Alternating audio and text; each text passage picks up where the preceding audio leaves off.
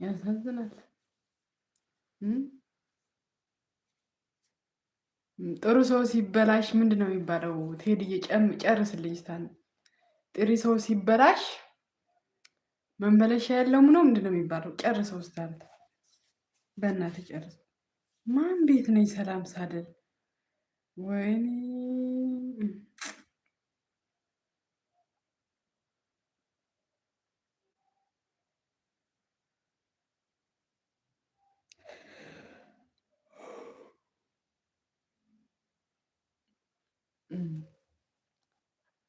አዎ አስጨርሽው። ጥሩ አይደለም። ሄዱ በቃ ሊጨርሰው። እሷ ላስጨርሰው ያለችው ለእኔ አልነበረም እና ለማን ነው? ለአንተ ነው እንጂ አንተ አይደለም ደረቷ ላይ ደረቴ ላይ ስትል የነበረው